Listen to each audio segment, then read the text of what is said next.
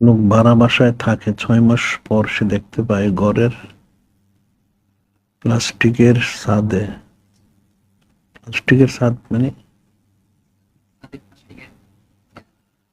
আচ্ছা, একটা বাচ্চার চোখ, মুখ, ব্রুশ ও মাথার একটা প্রিন্ট করা ছবি।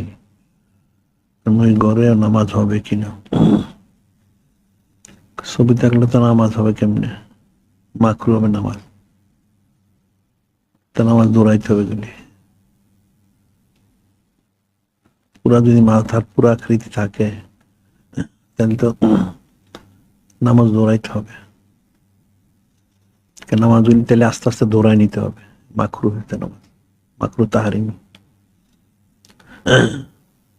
যদি কেউ এরকম নামাজ পড়ে কোথাও যেখানে ছবি থাকে, তাহলে তো তার নামাজটা দৌড়ায় পড়তে হবে, এটা নামাজটা মাকরু তাহারিমি হয়।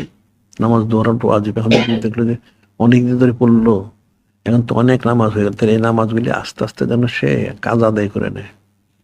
নামাজগুলি এখন যদি 6 মাস হয়, তাহলে প্রত্যেক দিনে এক অক্ত করে পুরো, প্রত্যেক ওয়াক্তের সাথে এক অক্ত করে পড়তে পড়তে 100 বার পরিশোধ হবে। কারণ ছবি থাকলে সেখানে নামাজ পড়া মাকরু তাহারিমি, মাকরু তাহারিমি নামাজটা দৌড়ানো ওয়াজিব, নামাজটা শুদ্ধ হবে না।